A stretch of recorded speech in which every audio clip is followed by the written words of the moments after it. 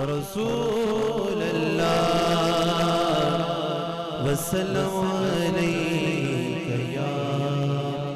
حبیب اللہ۔ ہمارے اس YouTube channel کو subscribe کریں اور گھنٹی کے بٹن پر کلک کریں۔ اذان کے وقت جو لوگ انگوٹھے چومتے ہیں اور خالص بدعت، انگوٹھے اپنے چومتے ہو اور احسان حضور پہ کرتے ہو، یہ تو انگلش بوسہ ہوا نا جی، وہ بھی دور سے بوسہ پھینکتے ہیں، یہ بھی انگوٹھے چوم کے بھیج رہا ہے۔ جیسے بعض محبت میں لڑکیاں لڑکے اظہار کرتے ہیں نا تو ٹیلی فون کو چومتے ہیں تاکہ وہ آواز سنے کہ میں چوم رہا ہوں۔ ان کو چوم تو تم ٹیلی فون کو رہے ہو، اس کو تھوڑا چوم رہے ہو۔ کسی صحیح روایت سے اس طرح سے ثابت نہیں ہوتا ہے کہ اللہ کے نبی صلی اللہ علیہ وسلم کا نام آنے پر انگوٹھا چومنا چاہیے، کسی بھی روایت سے ثابت نہیں ہوتا ہے۔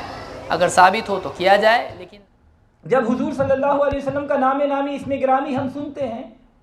تو محبت سے دونوں ہاتھوں کے انگوٹھے چوم کر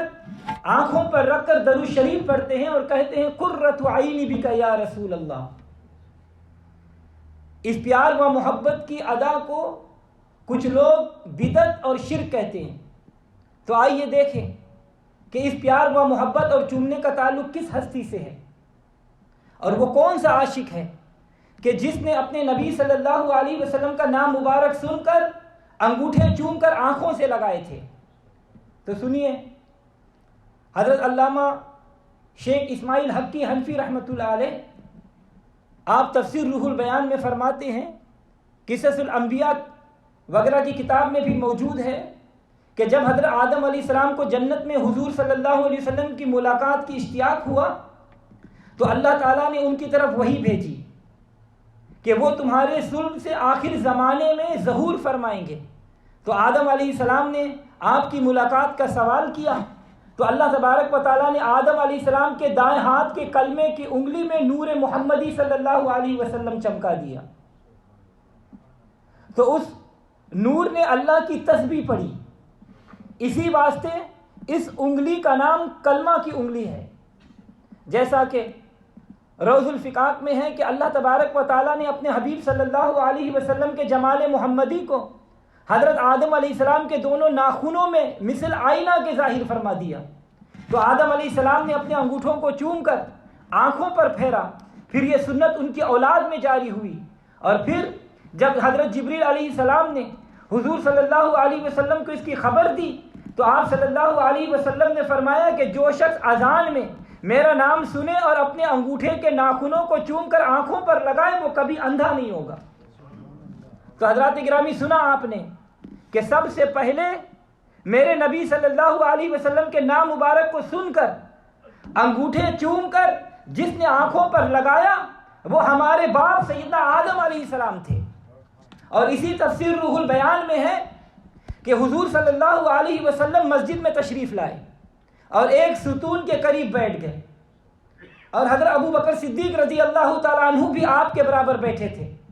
اور حضرت بلال حبشی رضی اللہ تعالیٰ عنہ نے اذان دینا شروع کی۔ جب انہوں نے اشہد ان محمد الرسول اللہ کہا تو سیدنا صدیق اکبر رضی اللہ تعالیٰ عنہ نے اپنے دونوں انگوٹھوں کے ناخنوں کو اپنے دونوں آنکھوں پر رکھا اور کہا قرۃ عینی بک یا رسول اللہ، یا رسول اللہ آپ میری آنکھوں کی ٹھنڈک۔ اور جب حضرت بلال رضی اللہ تعالیٰ عنہ اذان دے چکے تو حضور صلی اللہ علیہ وسلم نے فرمایا کہ اے ابو بکر، جو شخص ایسا کرے گا جیسا تم نے کیا